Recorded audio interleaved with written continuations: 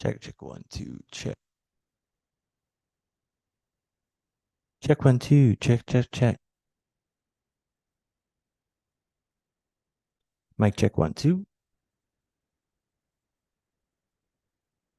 Check, one, two. Check, check, check, check, one, two. Check, one, two. Check, one, two. Check, check, check, one, two.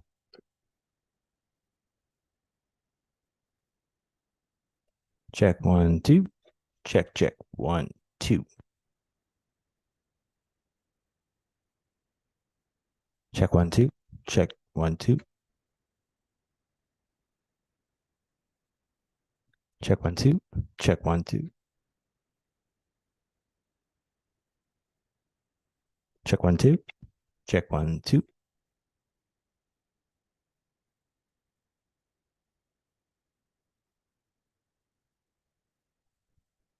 Check, one, two. Check, one, two.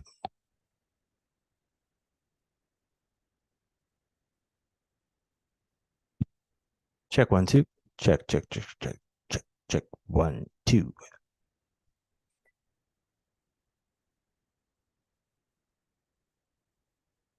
Check, one, two. Check, one, two. Check, one, two. Check, check, check, one, two.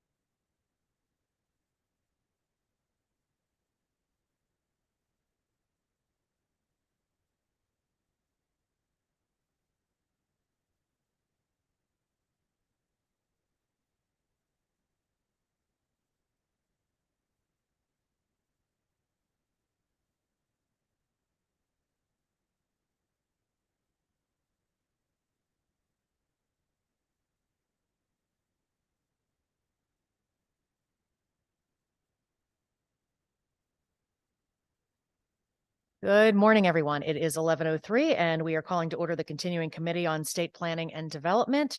Exciting day today as we are going to be seeing the preliminary draft plan discussion here. We are grateful to all of the people who have shown up on Zoom and in the room. And I do not, let's see, Senator Rahman, if you're there, I don't know if you'd like to have some opening comments.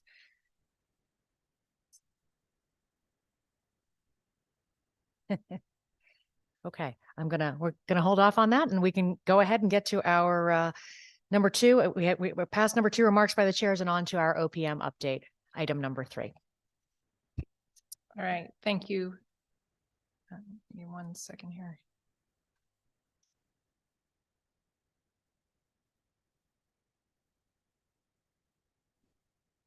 All right, so again, Rebecca Auger, Responsible Growth Coordinator with the Office of Policy and Management, and we are here today to go through the preliminary draft. It is still very much in draft form of the Conservation and Development Policies Plan for 2025 to 2030. The purpose of meeting with you today, while we're still in what I would call a rough draft phase, is to gather your input. We are here at the same time that agencies are reviewing this preliminary draft for their input. And as you know, per statute, we need to have a draft of the plan published for public comment by March 1st. So we anticipate coming back to you one more time in January with a revised version of this, so that we are all clear that we are headed in the right direction with the draft that we post for public comment. We're going to go through the plan. I'd like to focus today on some of the proposals within it in this draft regarding implementation, because they will require some statutory changes if you decide to recommend this to the full General Assembly. And then we'll go into the next steps in the process. So I'm going to go through section by section of the plan. I'm not going to dwell too much on some areas. You were sent the draft by email, and I'll show you again where it is available online. So if you have any colleagues you'd like to share it with, you can point them to it online. The introduction of the plan goes through the fact that this plan does address natural built and social environments, because there are aspects of social environment that impact land use. And so while this has traditionally been a very land use heavy plan at a statewide level, we can't deny the intersection and intertwining of the various aspects that impact our land use. And so that's why this plan touches on areas such as equity that may not have traditionally been included in a land use plan. This is a plan that is responsive to the CCDF recommendations through the new priorities it establishes, through a more transparent and inclusive planning process, and with the potential new implementation mechanisms that are within it right now. However, we weren't able to address all of the CCDF recommendations. This is really kind of a short-term plan, being a 5-year plan. So we're taking this into consideration as a transition plan, where we are moving to focus initially on state agency actions that will better position us to address some of the vertical integration of planning amongst our levels of government in Connecticut that the CCDF had concerns around. Again, we're focused very much on emphasizing and encouraging greater collaboration amongst our state agencies and highlighting where our priorities intersect, and how to best complement one another in our actions at a state level. Again, the planning process, this will be more complete as we move further along in the process, but just to refresh your memories, the CCDF recommendations came out in September. And so we were watching that process as we moved along in our discussions with state agencies over the summer, where we reviewed plans and programs and talked about priorities with individual agencies. We came to you a couple of times in the last year and sought your guidance, most recently on the guiding principles and priorities of the plan. We did hold 4 virtual public engagement sessions in the fall, where we did hear from stakeholders. And now we're here with a preliminary draft. And again, we'll complete this more as we move through the process. So again, the guiding principles of the plan are sustainable, resilient, equitable, and vibrant. And these, again, are overarching principles or lenses through which we view all of the policies embedded in the plan.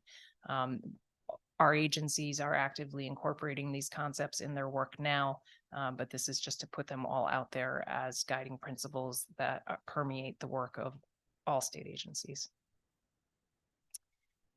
The vision for Connecticut's future, these are the 5 priorities of the plan for the 2025 to 2030 planning period. And they're stated as aspirations or a vision to emphasize that they are long-term objectives, but this is a short-term plan. So I'll go through these quickly. We did discuss these with you in September, but the first, in no particular order, is a thriving economy, that Connecticut will have a flourishing and diverse economy. The second being healthy people and places, that Connecticut will be comprised of communities that enable the health and well-being of all residents. The third being housing for current and future residents, that Connecticut will offer a diversity of housing types across the state, meeting all household needs. The fourth being stewarded resources, and we've gone back and forth on what we call this vision, but it is around Connecticut's natural cultural resources and being good stewards of what we have now and ensuring the ability of our resources to withstand climate change and other disruptions. And then the last is connected and inclusive communities. Again, that we will have diverse and inclusive communities that are connected with each other as well as the larger region. So those are the 5 broad priorities. And they establish sort of a framework for the policies and implementation measures that are to come. So the next section is policy statements that are 6 broad policy statements that are really geared towards agencies' day-to-day operations. These are, again, very high level, comprehensive ideas. You may be familiar with the 6 growth management principles that are currently the framework of the plan. These policies are more about how we conduct our business as opposed to our priorities. So the first is around seeking multiple benefits and operating efficiently across agencies to optimize the use of state resources in any conservation and development activities.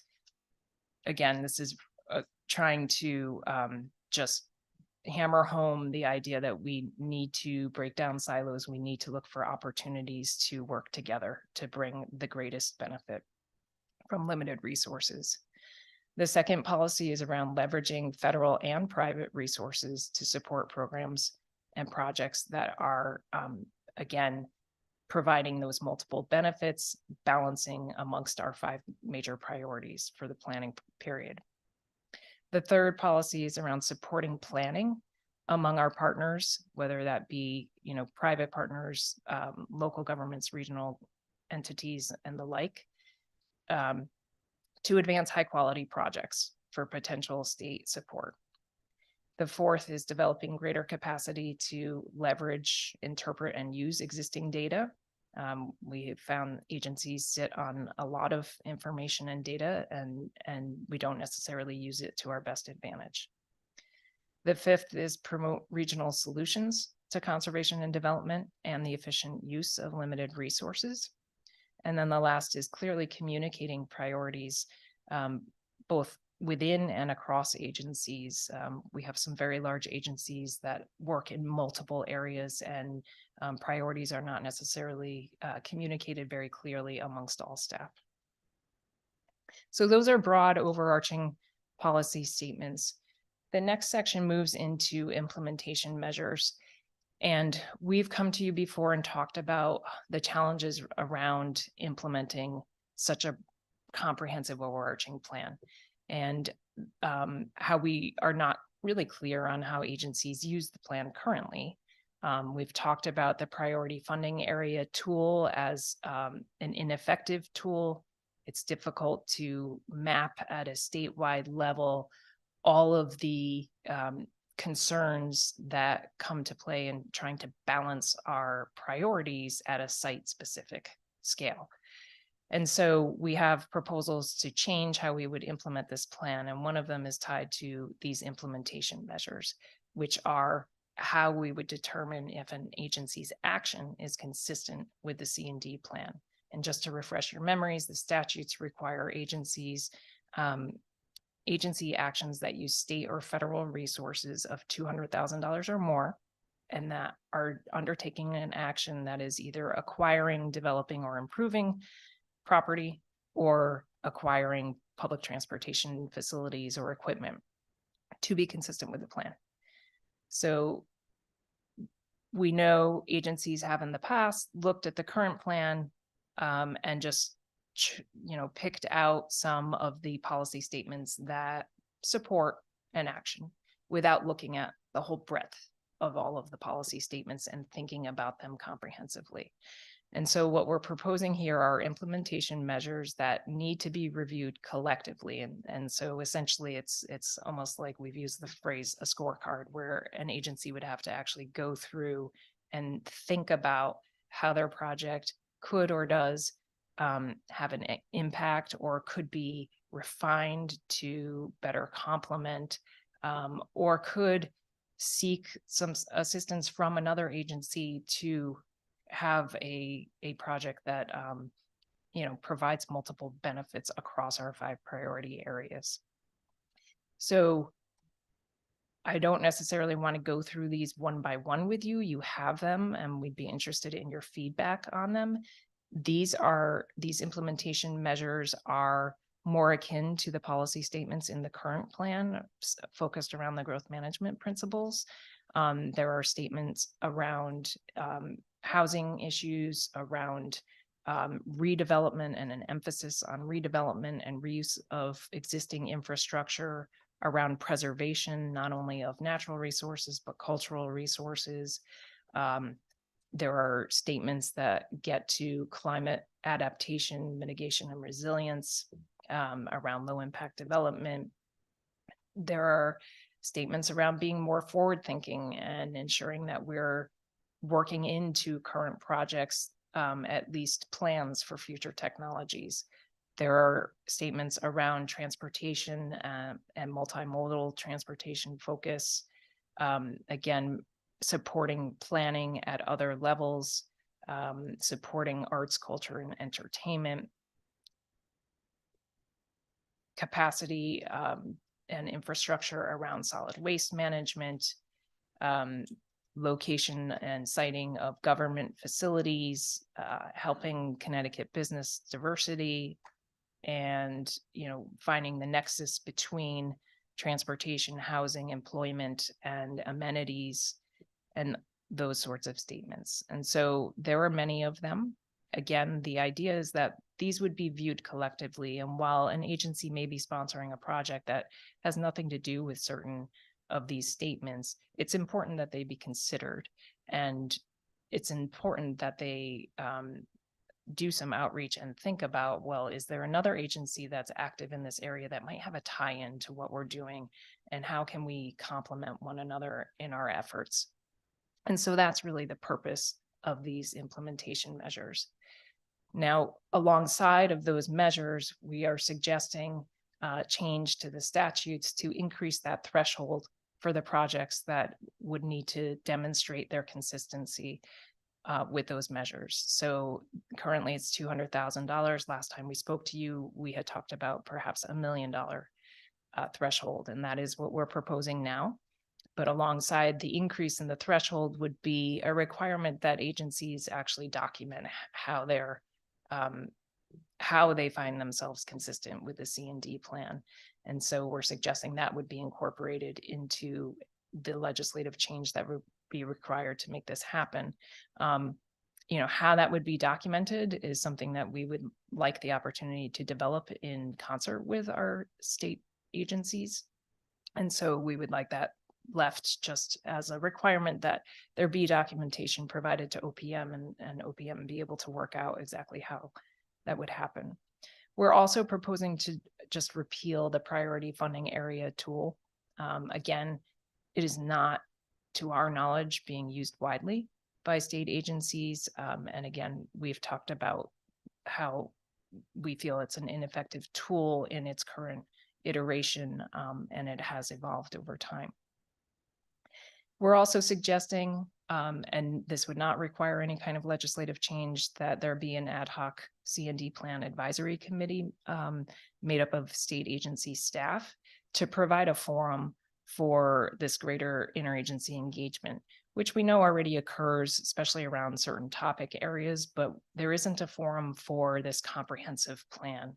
And through something like this, we think that the C&D plan could be turned more into a program than a once every 5-year planning effort.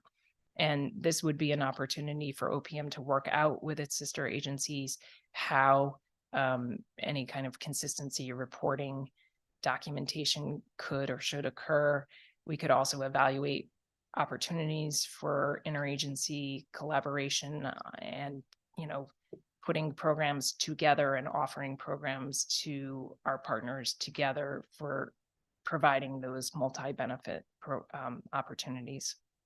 And then lastly, there's a proposal for more regular engagement with this committee during the implementation process. It's suggested that it's an annual meeting for this committee to hear how is it working? How are agencies collaborating? How are they finding it, trying to be consistent with the plan? What has this prompted? What challenges are they experiencing?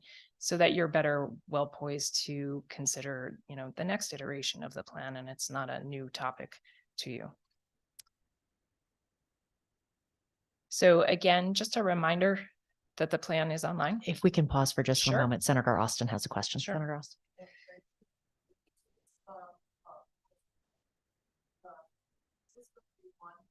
Kathy, you might have to turn on your mic. Could this be just one bill and not a bill that is incorporated into a number of other priorities that OPM may have, so that we're just dealing with the plan of conservation and development and not every other item that may want to change?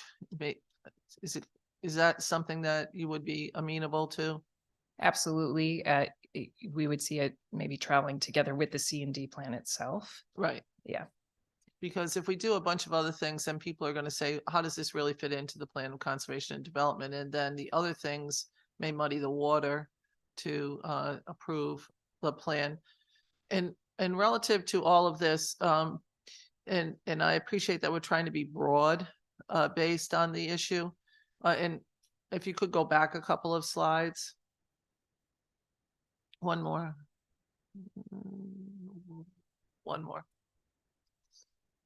There was a piece that was talking about historical preservation and cultural. There it is: preserve historically, culturally, and architecturally significant sites.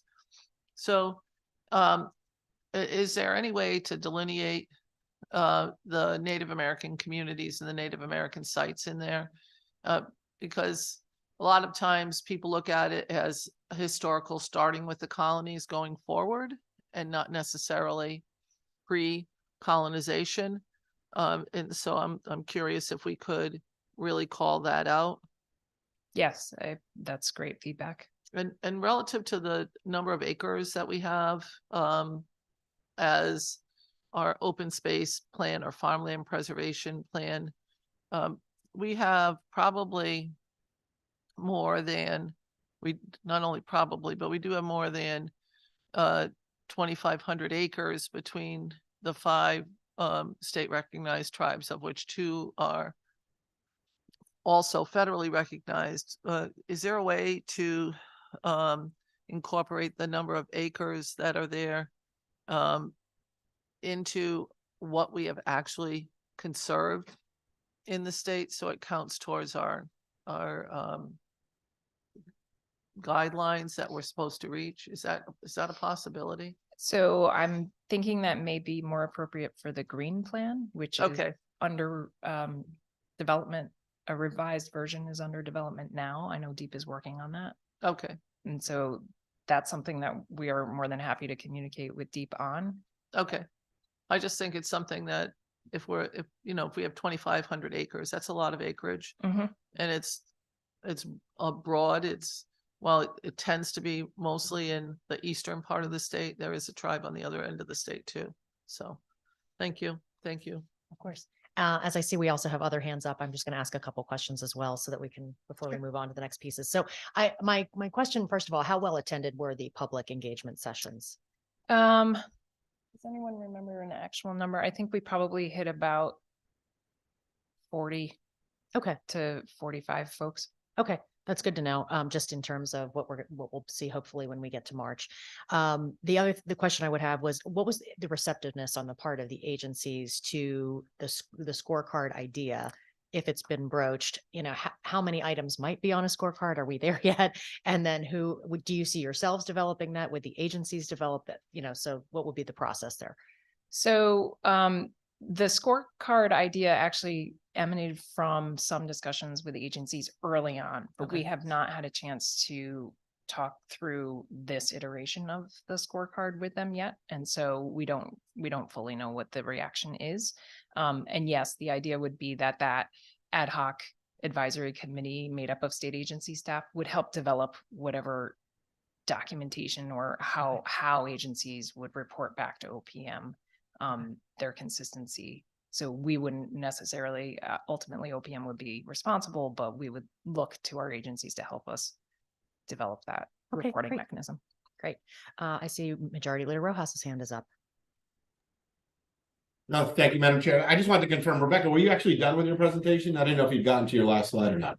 I only have next steps to go. All right, you want to do that and then we can finish up with questions? Yeah. All right, so here we are with you all looking for your feedback as well as agencies, and we've asked them to get back to us in the month of December. We would like to come back to you in January with some revisions to this iteration so that you can set us on a course to make revisions in February and post a draft plan for March 1st. Then we would move on to our public comment period, and we are required by statute to do public hearings in consultation with the councils of governments. And so we'll spend the springtime doing that. We'll also, make ourselves available through the website and through other means for public comment, not just public hearings. We will take in all that feedback, work on revisions this coming summer in consultation with our sister agencies in order to come back to you in the fall with a draft that we would look for any last feedback from you on. You need a final draft by December 1st to recommend to the General Assembly for the 25 legislative session. Okay, great. Majority Leader Rojas, do you still have a question? Your hand is up. Yeah, it automatically puts it down after you're done talking technology. Okay. So thank you, Rebecca, for all your work on this, and I'm sure you work with others in the agency to put the plan together. Some of the questions I had, I guess, with the implementation measures, how were those? What was the genesis of all of those different ones? Like, how did you come up with those? So we went through priority. So those 5 overarching visions with our sister agencies. We looked through their current plans, programs, initiatives, and then talked through them. And we settled on some key objective areas and developed the implementation measures based on that. Got it. So state agency driven, more or less, in consultation with you. More or less. And I don't know, can you give a kind of, I know you answered the question about how many folks showed up at kind of the stakeholder sessions. What kind of folks showed up to that? Was it kind of run of the mill citizens, or was it more town officials, COG officials, more folks like us who spent a lot of time thinking about the C&D plan?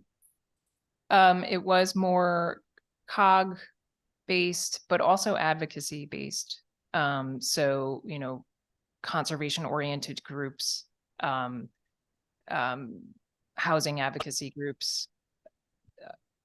I'm trying to think off the top of my head, but there was probably more advocacy type folks than even COG or municipal folks. Thank you.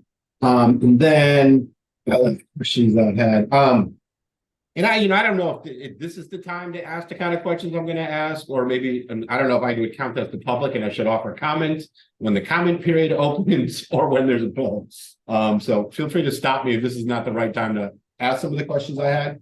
But I'm just, obviously I tend to focus a lot on housing issues. So I was looking at that particular vision part of the document. And how do you arrive at, we have strengths and challenges. How did you arrive at articulating the challenges that exist here? Or who came up with them? Right. And so I kind of breezed through that today because that is an area that we're trying to flesh out with our sister agencies right now. So those were things that, as of right now, what's in the document is based on our discussions and thoughts within the Office of Responsible Growth. However, we fully acknowledge that those sections really need to be fleshed out to a much higher degree. And, I'm co-chairing a barriers group, right? Trying to figure out what the actual barriers are. So that's why I was drawn to that particular section. Barriers, challenges are kind of one and the same. So I was just interested in learning more about how you came up with those particular challenges, which are legitimate. It's probably, you might agree, probably a more extensive list of challenges that we face to actually ensuring housing development. Now, the next question I had is, how do you distinguish between this section and the inclusive section? And the inclusive one seems to be more focused on transportation, but I don't know how you can remotely get at having inclusive communities without addressing housing. So I would say almost with all of the 5 priorities, they are also intertwined, that it's hard to tease them apart at times.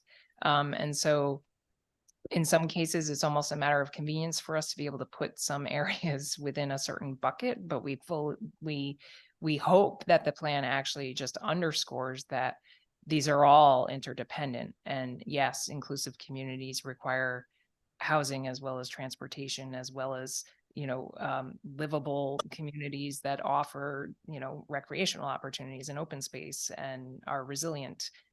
So in some ways you almost can't pull them all apart. And it's a matter of convenience for having a place to discuss the topics that need to be discussed. And I might be biased on this, right? But I think that housing is at the core of, above and beyond all the other ones you just articulated that are key to this, right? I think housing is at the core. And I think unless we're really, really explicit or intentional about it, it'll just kind of continue to get lost in all the other priorities that we have around issues of planning and conservation and development. That's more editorializing. Don't feel like you have to respond to my opinion.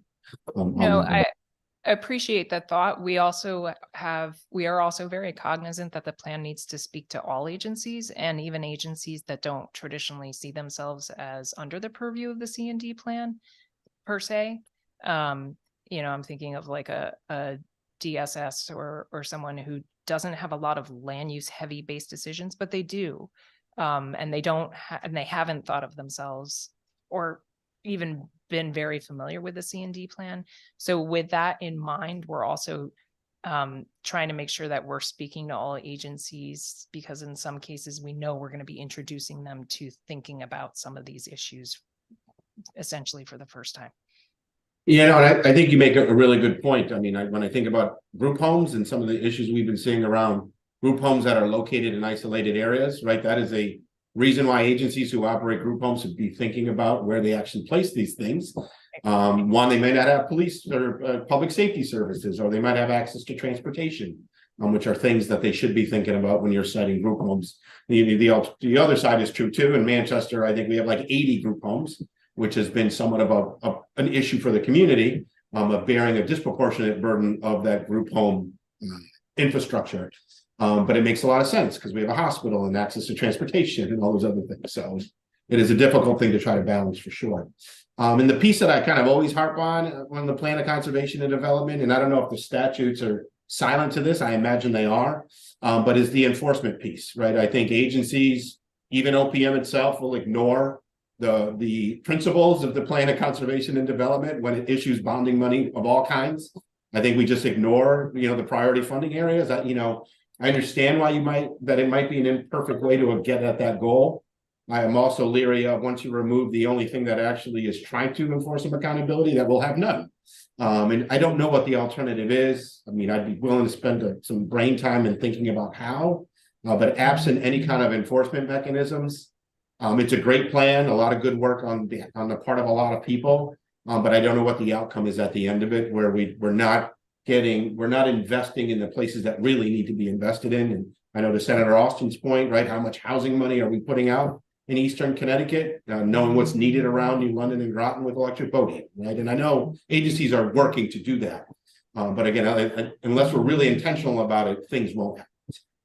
I'll end there, but I thank you for all the work that you're doing as well as your colleagues in the office. Thank you so much. And I would just add that, I think part of the Herculean effort you have here is getting these agencies to really think in this broader context, because they haven't had to do that before. And sometimes it just is seen as probably more work, right? So I think that's a Herculean task in and of itself that we're working on. Representative Lamar. Thank you, Madam Chair, and thank you to my majority leader for asking some of the questions that I otherwise would have asked, make it a little bit easier for me. Thank you, Rebecca, for your presentation today, and thank you for the work that you've done to this point, to get us to this point. It is a lot of work, and I do appreciate the time, energy, and effort that you've put into it. I think raising the threshold from up to $1 million makes more sense. I think greater accountability and justification for expenditures makes a lot of sense. I share the concern about the elimination of priority funding areas. There's a necessary tension in the plan development, right? Like we're asking OPM to work with agencies to help define ways in which they limit themselves. And it makes it hard for us to kind of strike that balance because we want to provide agencies with the necessary guidance and tools for where to invest and how to invest and in what locations to make those investments. We don't want to, permanently hamstring them from making smart investments that they deem on their own, but like eliminating the priority funding areas does generate some concern on my part. So I think we'll need to flesh that out a little bit more. And if we do go down that road, maybe we need a greater accountability system in place, made a greater justification than you envision at that point. Kind of along the lines of enforcement, I want to know if you thought during this process, is there a way that we can make recommendations? I mean, I don't know how politically we would accomplish this, but we require at the state level a series of planning documents of our local communities.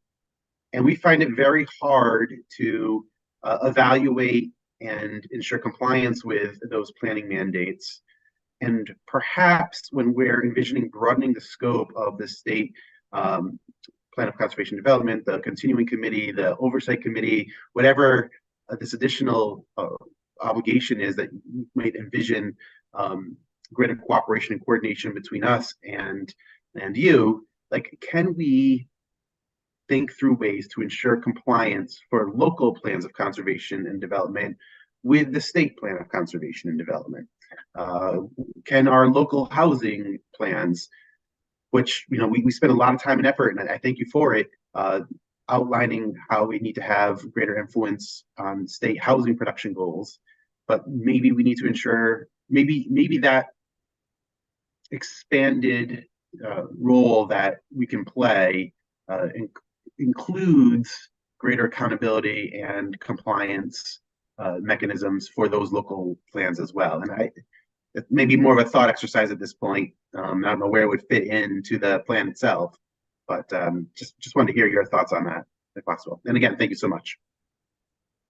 Yeah. So your question is very much the aspects of the CCDF recommendations that we just didn't feel we could take on in this iteration of the plan. And that's why we consider this a transitional plan, where we do need to think through with, local, with municipalities and with COGS, how we are integrating our levels of planning across the state. And we acknowledge it's an issue in the interest of the amount of time that we had to work on this plan, and in the interest of knowing, the history of the adoption or lack thereof of this plan. We we chose to focus on state agencies with this iteration, but we would like to set this plan up to be poised to take on that sort of vertical integration issue in its next iteration. And so perhaps we need to work more into it now to be clear that that is what that's the intention, is in the 2030 to 2035 plan. Think more, put some hard thought into how can we make sure that municipalities are working towards these same objectives, however they may evolve in the next 5 years. Great, thank you, Rebecca. I appreciate that, and I appreciate the thought behind it. I don't know that. I mean, I'm certainly not going to be in the legislature in 2030 to 2035. I don't know how many of us are, and I realize that we're creating planning documents that are supposed to guide us just for a few moments in time, right? Like we create this 5-year planning document, but I think it needs to be informed by a 50-year mindset, and I think you're striking that balance. I might try to push over the next few months for us to be a little bit more aggressive in that vein, though. So I might come back to you with some ideas of my own about how we could create that vertical integration. So beyond that, thank you, Rebecca. I appreciate it. And we would welcome that feedback. That's what we're all here for. More feedback. Representative Chafee. Madam Chair, thank you for all the work that's gone into this and for the presentation today. I just wanted to share, I also have some concerns about the priority funding areas and just kind of a follow-up question to the issues my colleagues discussed. Is there a plan to replace that with anything, or it's just we're going to repeal it and see where that goes? We didn't have the intention of developing any kind of map-based enforcement mechanism, but we certainly can rethink that.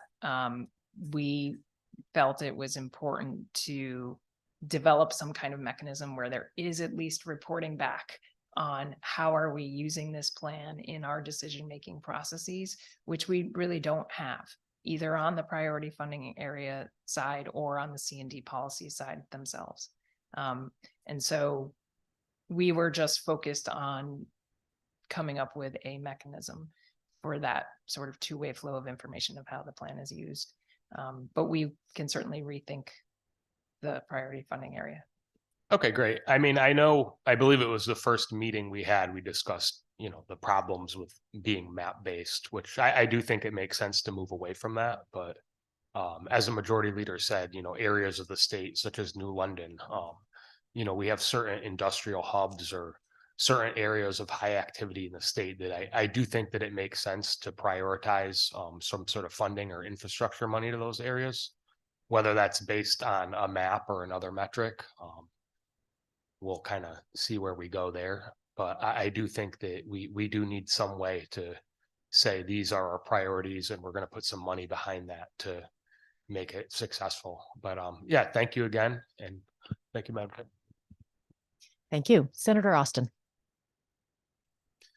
Seeing as we're all weighing in on the priority funding structure that we currently have, for me, the priority funding has never really worked because when we go to build housing, we've been turned down for water and sewer extensions because it didn't fit into the priority funding for that particular state agency, and had to try to argue for a reason to get that funding.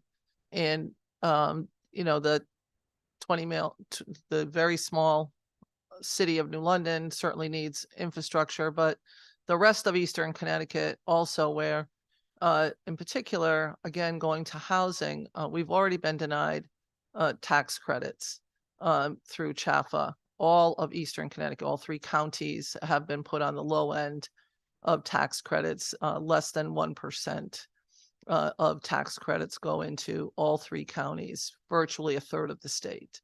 And that is happening directly in a time when Electric Boat in Groton is increasing its number of work in its workforce. And so those are things that I think that have led me to believe, I understand that priority funding sometimes works, but in the distressed municipalities in Eastern Connecticut, they often don't get increased funding and are often denied because when they use the priority funding structure and do the overlay, we don't fit into where we might need additional funding for larger infrastructure projects. So I am concerned that it would not go into some of the areas that really need it, but some of the areas right now are not served best by the current structure of priority funding. Thank you. Thank you very much. I'm just going to double check our Zoom room to make sure we don't have any other questions. I believe that is it for today. We cannot thank you enough for the Herculean effort that was this entire report.